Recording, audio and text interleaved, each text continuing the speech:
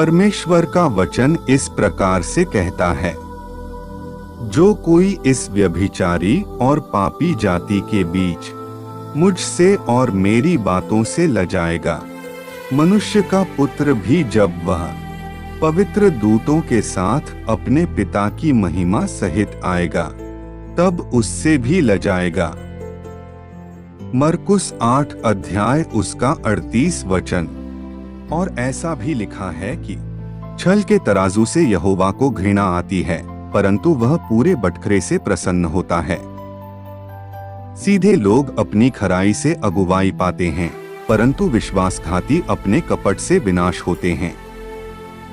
नीतिवचन 11 अध्याय उसका 1 से 3 वचन। प्रभु के दास भाई हनोक भारती परमेश्वर के सुसमाचार सुनाने के लिए प्रभु ने चुना है। आज के इस संदेश होशे की पुस्तक से लिया गया है।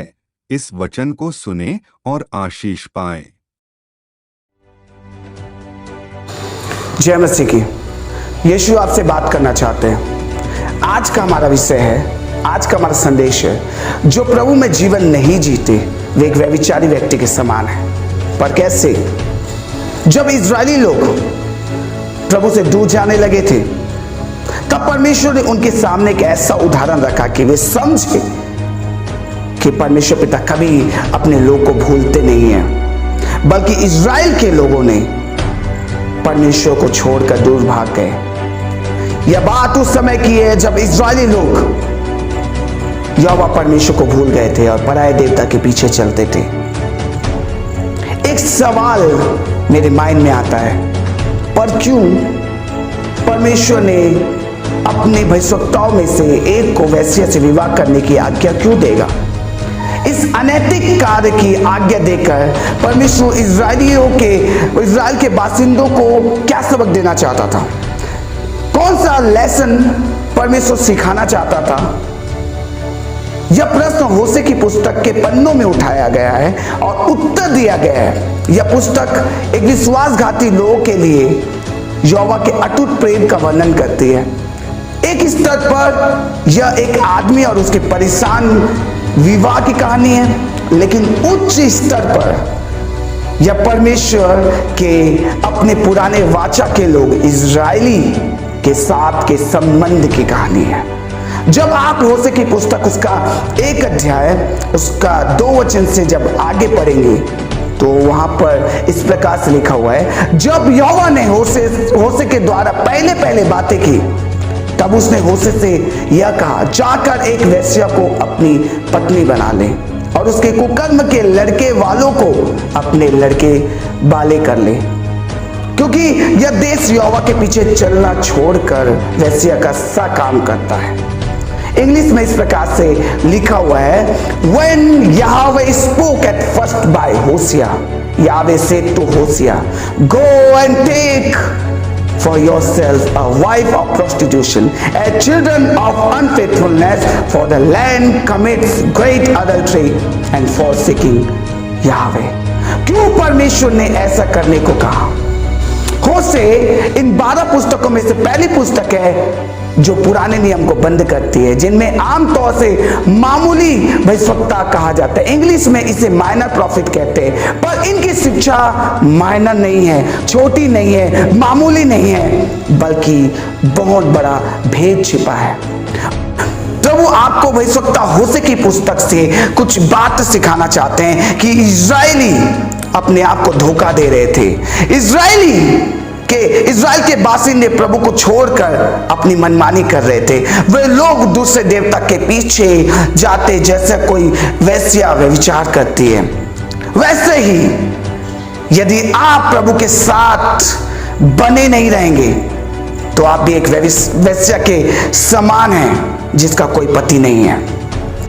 होशे 3 अध्याय उसका 1 वचन इस प्रकार से कहता है, फिर यहोवा ने मुझसे कहा, अब जाकर एक ऐसी स्त्री से प्रीति कर जो व्यभिचारिणी होने पर भी अपने प्रिय की प्यारी है, क्योंकि उसी भांति यद्यपि इजरायली पराये देवता की ओर फिरे और दाग की टिकिया से प्रीति रखते हैं, तो भी यहोवा उनसे प्रीति रखता है। भविष्यवक्ता होशे का विवाह एक भविष्य सूचक संकेत कार्य के रूप में प्रकट करता है कि परमेश्वर हमें हमारे पापी जीवन से जगाने को तैयार है। इसलिए प्रभु का वचन कहता है मुझ में बने रहो। यूहन्ना 15वां अध्याय उसका 4 वचन में इस प्रकार से लिखा है, तुम मुझ में बने रहो और मैं तुम में। जैसी डाली दाखलता में बनी ना रहे तो अपने आप से नहीं फल सकती, वैसे ही तुम भी यदि मुझ में बने ना रहो तो नहीं फल सकते। बाइबल में बताती है कि बने रहने का मतलब है प्रभु के साथ जीवन भर जुड़े रहना। अगर आपका कनेक्शन प्रभु के साथ नहीं है तो आपका कोई आदान प्रदान नहीं होगा, कोई सुरक्षा नहीं होगा, कोई योजना नहीं। जब तक आपके मशीन के तार बिजली से जुड़े ना हो तो कैसे बिजली की शक्ति उसे मिलेगी। आपको यीशु के साथ जीवन भर विश्वास योग्य रहना है, प्रार्थना में, वचन में, संगति में। यदि ये चीजें आपसे दूर है तो आप एक ऐसे व्यक्ति हैं जो व्यभिचार कर रहा है। ऐसे लोग प्रभु की बातें नहीं सुनते, नहीं मानते और नहीं चलते, इसलिए ठोकर खाते। अगर आपको प्रभु से वो सप्लाई चाहिए तो विश्वास योग्य बनना होगा।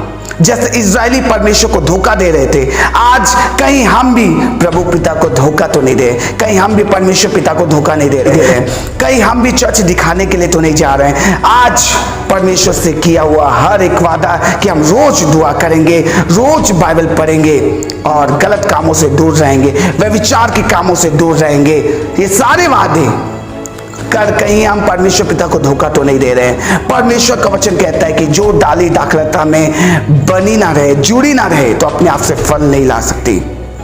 तो आज कितना फल हमने लाया है, कितना हम परमेश्वर के साथ जुड़े हैं। वो दिन था जब हम परमेश्वर को ग्रहण किया और उद्धार करता माना, और आज का दिन है। कितना प्रोग्रेस हुआ आपके लाइफ में, आपके जीवन में कितनी आत्मिकता बढ़ी है। उस दिन से कितना परिवर्तन हुआ जब आप प्रभु को विश्वास किए, उस दिन से आज तक कितना परिवर्तन आपके लाइफ में हुआ। आज मौका है मेरे प्रियो, मन फिराओ क्योंकि स्वर्ग का राज निकट आ गया है। प्रभु के पास आओ, प्रभु के करीब आओ। प्रभु आपसे प्रेम करते हैं। पश्चाताप करो, बोलो कि मैं अब नहीं जाऊंगा पराये देवता के पीछे, प्रभु में बने रहूंगा। यदि आप प्रभु में बने रहेंगे तो प्रभु आपसे कहता है मैं तुम पर वो विपत्ति कभी आने नहीं दूंगा, कभी विपत्ति आने नहीं दूंगा। प्रभु का वचन कहता है बने रहो, तब परमेश्वर भी आप में बना रहेगा। जिंदगी भर तक आपको कुछ नहीं होगा। लेकिन यदि आज आप पराये देवता के पीछे जाते, दूसरे देवताओं के पीछे जाते हैं, यीशु मसीह में बने नहीं रहते, तो आप एक व्यभिचारी व्यक्ति के समान हैं। तो क्या आप वो व्यभिचारी व्यक्ति कहलाना चाहते हैं? परमेश्वर कहता है कि तुम उस व्यभिचारी व्यक्ति के समान मत बनो। प्रभु के पास आओ, स्वीकार करो अपनी गलतियों को, बोलो मैं पापी हूं प्रभु। आइए हम प्रार्थना करें। प्रेमी परमेश्वर, अपने लोगों के लिए हम प्रार्थना करते खुदा, ये आज पश्चाताप कर रहे खुदा, इनके पापों को धो दे खुदा, इन्हें क्षमा कर, इन्हें शुद्ध कर प्रभु। ये अब दोबारा प्रभु दूसरे देवताओं की ओर, पराये देवता की ओर नहीं जाएंगे, आप में बने रहेंगे खुदा जिंदगी भर। प्रभु इनकी सुधि लेना, ये आप में बने रहना चाहते प्रभु। प्रभु इन पर दया कर, कृपा कर, अपना हाथ अपने बच्चों की ओर रख। यीशु के नाम से इस दुआ को मांगते हैं, आमीन।